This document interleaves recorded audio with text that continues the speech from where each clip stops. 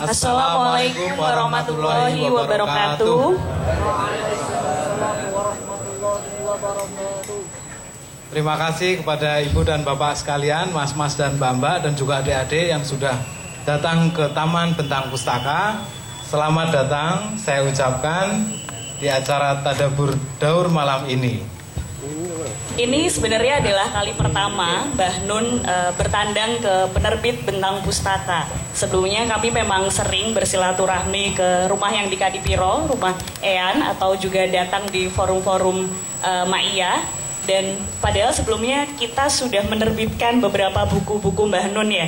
Dan ini adalah kesempatan yang cukup luar biasa karena selain mengajak teman-teman dari jemaah Ma'iyah ataupun teman-teman yang mungkin baru pertama kali ingin bertemu dengan Mbah Nun, sekaligus memperkenalkan buku terbaru dari Mbah Nun ya, Mas Udin ya. Ada 4 buku serial tetralogi Daur yang ditulis selama 1 tahun 2016, dan ini adalah buku terbaru yang sebelumnya memang sudah pernah tayang di sanun.com. Buku ini akan menjadi sebuah kenang-kenangan yang indah yang akan kita rayakan bersama-sama malam hari ini.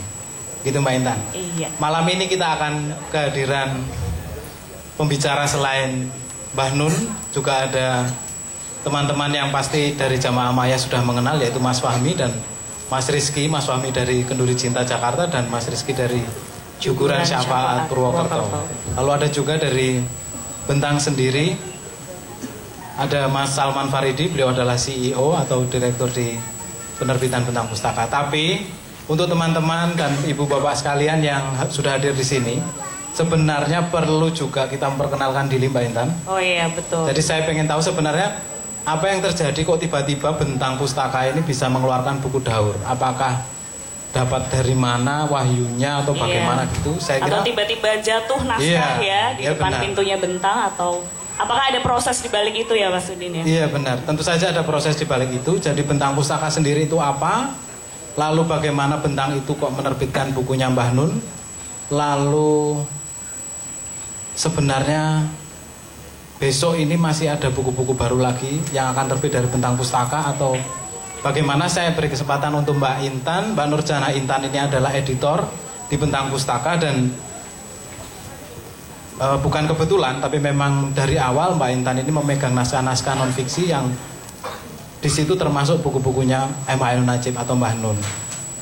Mbak Intan, saya persilahkan untuk bercerita bagaimana awal perjumpaan dengan Mbah Nun, Bentang Pustaka dan Mbah Nun, sehingga sampai hari ini kita sudah menerbitkan sekitar 14 buku. 17 buku 17 buku dengan yang baru. Iya, terkait dengan yang 4 judul itu. Jadi kalau boleh saya bercerita sebentar sebelum kita memulai acara ini, setidaknya kita mengerti bagaimana hubungan silaturahmi yang sudah terjalin antara Bentang Pustaka dan Mbah Nun begitu. Ya benar. Jadi sebenarnya kami dari tim Bentang Pustaka sendiri sudah lama naksir tulisan-tulisan Mbah Nun begitu.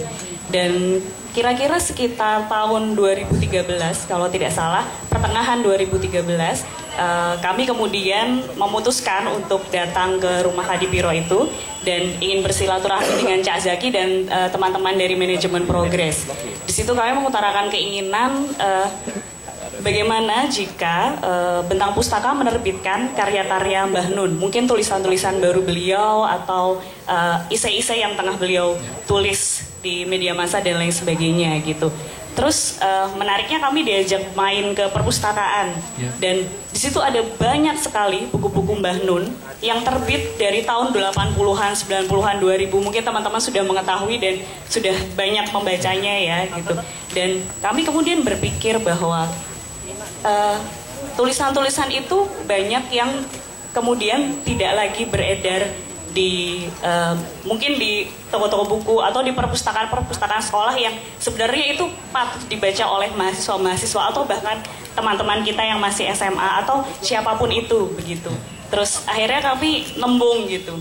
Bagaimana kalau buku ini saat itu ada 4 buku, ada Arus Bawah, Anggukan Rintis Kaki Pak Kiai, Sedang Tuhan Pun Cemburu, dan satunya lagi Gelandangan di Kampung Sendiri.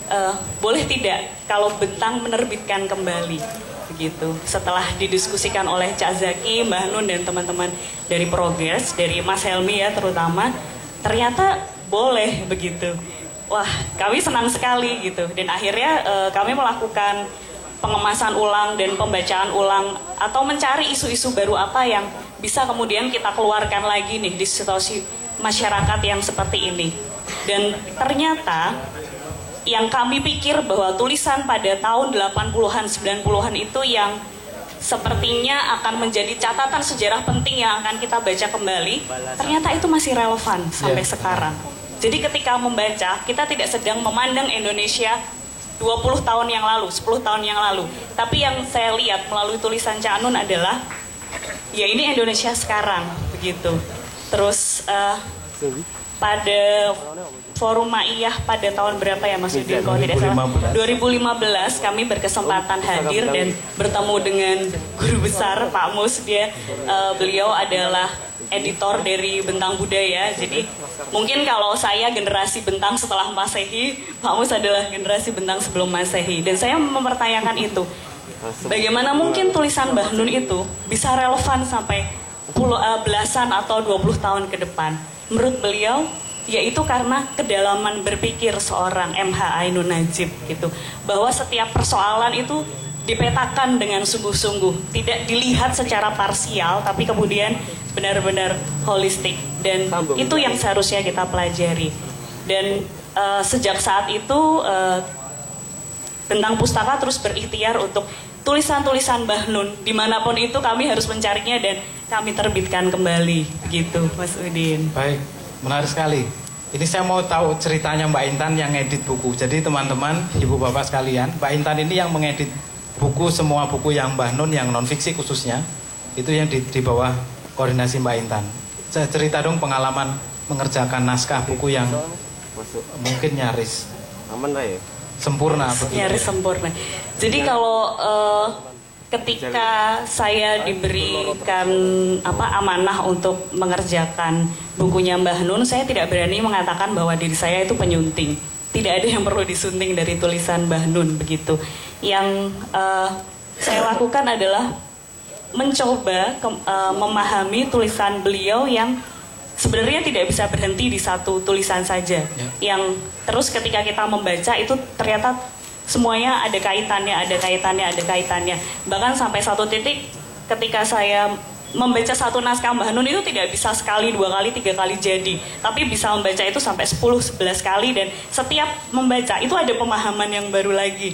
Begitu. Dan itu sisi yang menariknya gitu. Dan saya berharap ketika ini diterbitkan dan dibaca oleh teman-teman ya semoga teman-teman bisa menyerap intisari yang kemudian disampaikan lagi kepada yang lainnya. Dan terkait dengan penerbitan buku Daur ini juga ada cerita di balik itu yang menarik. Jadi meskipun kami sudah menerbitkan pada saat itu sampai 13 bukunya Mbah Nun, 13 adalah angka yang cukup banyak ya, tapi masih banyak karya-karya Cak Nun lain yang belum kami terbitkan begitu. Terus ternyata suatu hari di awal tahun 2016 Cak Zaki dan Mas Helmi Mustafa mengajak tim Bentang untuk bertemu dan menanyakan, Mbak Intan pernah baca tulisan di rubrik daurcaknun.com? Oh iya, yang ditulis setiap hari itu kan, benar-benar setiap hari. Sampai sepanjang 2016 itu ada 309 artikel. Yang di artikel ke-309 itu berputar lagi ke artikel Daur yang pertama gitu. Dan ternyata mereka mengajak kami untuk bekerja sama bagaimana jika buku ini diterbitkan. Jadi awalnya malah mau Daur 309 artikel itu jadi satu buku sendiri utuh begitu. Tapi supaya kita kan juga memperkenalkan tidak hanya ke jamaah ma'iyah tapi juga pada pembaca-pembaca baru, mungkin mahasiswa, kepada anak-anak SMA dan yang lain-lain begitu. Kita harus mengemasnya menjadi lebih ringan gitu, jadi mereka bisa membacanya secara perlahan-lahan. Maka kemudian terbitlah Daur ini. Jadi Daur ini sebenarnya teman-teman juga bisa baca di caknun.com. dan Mbak Intan mengemasnya itu kemudian dalam bentuk buku. Mengapa kok pakai diterbitkan bisa dibaca di caknun.com? Terus diem, enggak. Karena yang dibaca di caknun.com itu adalah di sebuah ruang maya begitu. Dan menurut saya sih orang-orang Indonesia atau khususnya saya sendiri, sebenarnya saya menempatkan kepada diri saya sendiri, saya membaca daur bisa dengan sangat bebas di caknun.com, bahkan sampai putaran daur yang 2017 itu begitu. Tapi saya menginginkan sesuatu yang kemudian itu berbentuk fisik, yang kemudian bisa dibawa kemana-mana, bisa dibaca secara perlahan-lahan tanpa terdistraksi apapun. Persoalannya ketika saya membuka caknun.com, saya membaca daur misalnya sampai daur 026, terus tiba-tiba ada notifikasi di handphone, ada notifikasi email, WhatsApp, dan lain sebagainya. Meskipun saya ingin fokus terhadap tulisan itu, tapi ya pasti ada distraksi.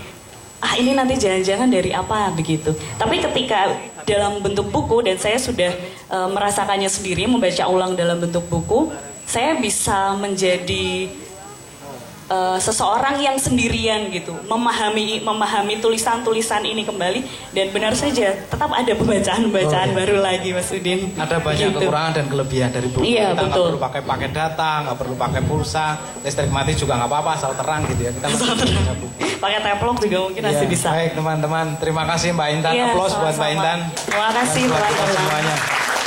Selanjutnya, karena tadi kabarnya dari Cak Zaki, Mbah Nun sudah dalam perjalanan menuju ke sini. Mungkin sebentar lagi akan tiba ke sini. Lalu kita masuk segmen berikutnya Mbak Intan. Betul. Jadi kita akan undang 3 pembicara kita malam ini yang akan mengawali pemantik tadabur daur malam ini. Mari kita sambut Kita Mas Fahmi. Mas Fahmi dari Kenduri Cinta Jakarta. Dan Mas Rizky dan dari Juguran Syafaat Purwokerto. Dan yang ketiga adalah Mas Salman Faridi, CEO Bentang Pustaka, tuan rumah. Selamat datang Mas Fahmi. Monggo silakan. Oh Mas, ini ada mikrofon banyak. Bisa dipilih Mas mau mikrofon yang mana, kayak jualan. Monggo. Kurang dur sih. Enak kursi. Apa itu toh? Iki mau Mas. tak dhuwurke rasa toh. Wah, tak dhuwur. Oh iya ya. Oke banget. Enak kursi. Kita mau Iya, jadi pembacaan daur ini tidak hanya akan dikuasai oleh saya dan Mas Udin saja selaku moderator, dan nanti tidak langsung juga kita bertemu dengan Mbah Nun, tapi kita akan melakukan pemanasan terhadap para sosok-sosok luar biasa yang menjaga semangat daur itu sendiri ya Mas Dan Udin. mereka terlibat secara langsung, tidak hanya pengamat, tidak hanya teman diskusi, tapi mereka benar-benar berada di dalam daur itu sendiri. Iya, betul. Jadi selanjutnya saya persilahkan kita mulai dari Mas Fahmi dulu untuk cerita tentang daur ini dalam kehidupan Mas Fahmi gitu ya. Sebagai pengelola Kenduri Cinta, sebagai jamaah ma'iyah, dan apa kira-kira yang bisa disampaikan ke teman-teman yang hadir malam ini. Monggo Mas, waktu kami persilakan sekitar sampai jam 1. Jam 1.15 lah, supaya setelah itu kita bisa sahur ya. Iya, monggo Mas Fahmi. Assalamualaikum warahmatullahi wabarakatuh. Alhamdulillah, malam ini kita berkumpul di sini. Perkenalkan, nama saya Fahmi. Tentu tadi sudah disampaikan, saya dari Kenduri Cinta. Meskipun dulu sebelum saya di Kenduri Cinta juga sempat menjadi jamaah di Mocopat Safat juga di awal-awal dulu. Hingga akhirnya kemudian tahun 2013 akhir saya ke Jakarta.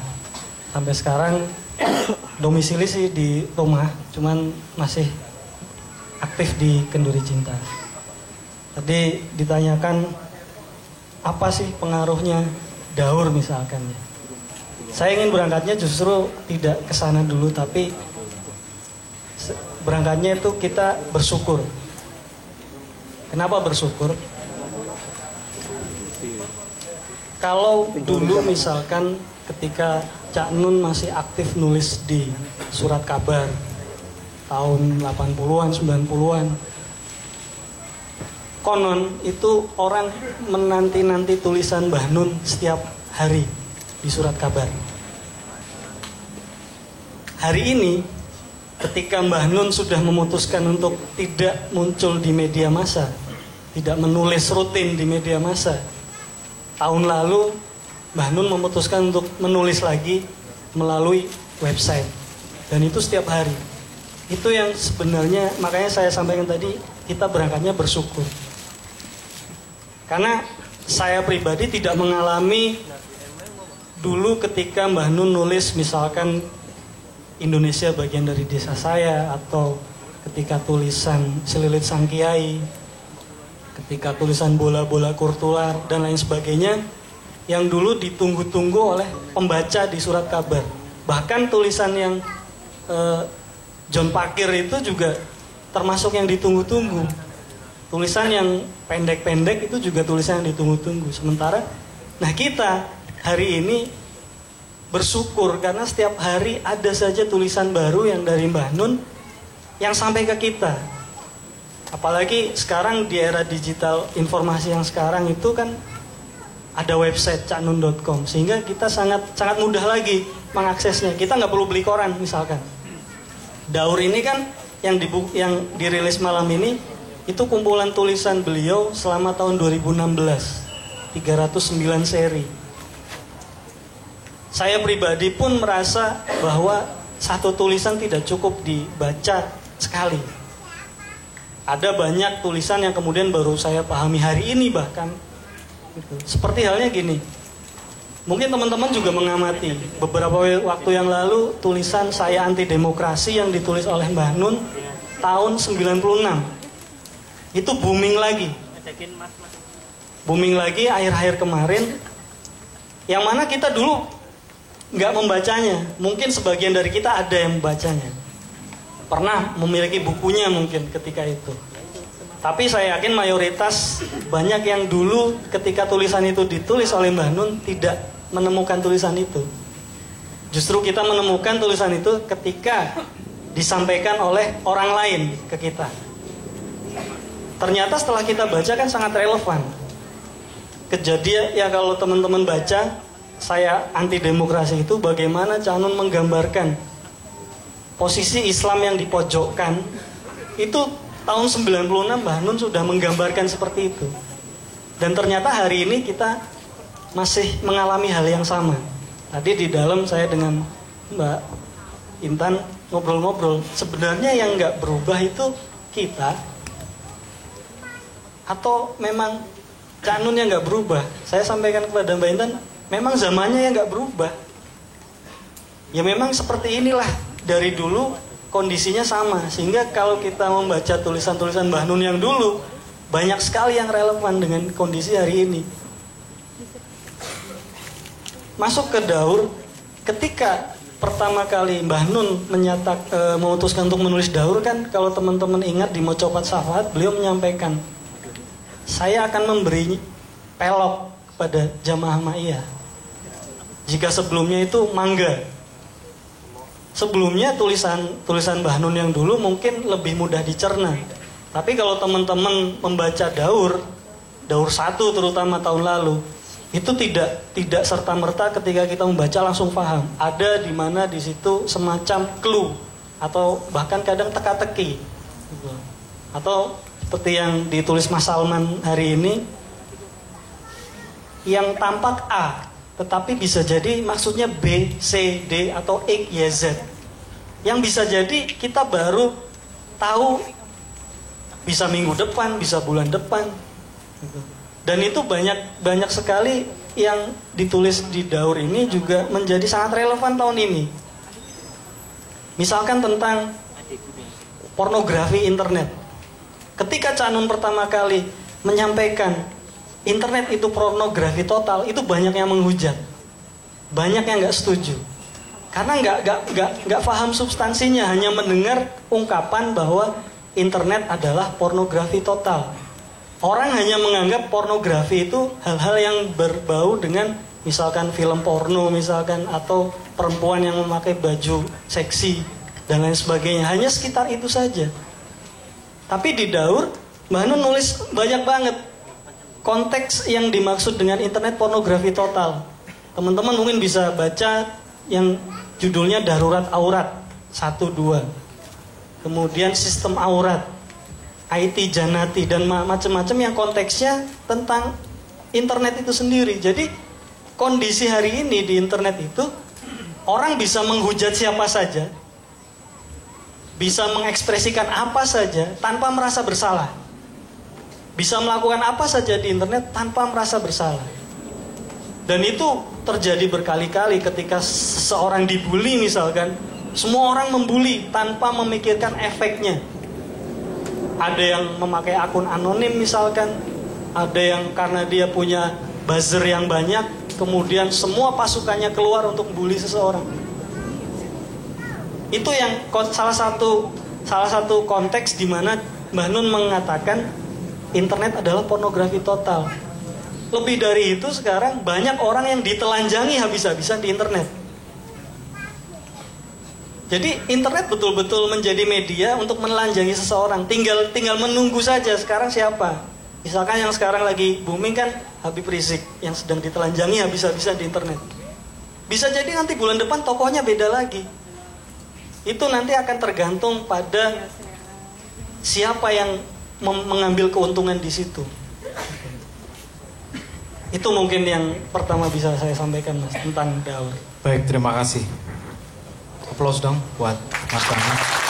Pengantar yang menarik. Kemudian saya akan langsung lanjut bertanya kepada Mas Rizky ya.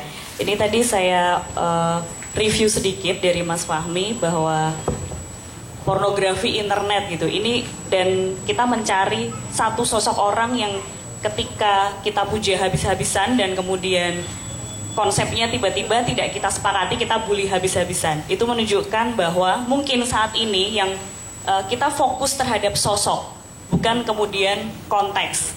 Bisa jadi itu juga, apakah mungkin itu dipengaruhi oleh teman-teman saat ini yang gemar sekali berselancar di media sosial, yang kemudian kalau kita berbicara mengenai budaya literasi, budaya membaca, menulis, mereka rajin membaca dan menulis, tapi kemudian memahaminya secara parsial semacam itu. Nah, yang ingin saya tanyakan ke Mas Rizky, fenomena semacam ini apakah akan berlangsung sangat lama, dan kemudian kalau dari Mas Rizky sendiri kan dari forum Juguran Syafaat ya, pasti Mas Rizky dan teman-teman sudah sangat terbiasa berdiskusi, berdialektika, dan kemudian memahami suatu persoalan secara dalam. Sementara tadi saya review kembali bahwa tulisan Daur ini tidak dimaksudkan untuk dipahami secara mentah-mentah langsung gitu. Kita tidak mendapatkan mangganya, tapi kita mendapatkan olongnya.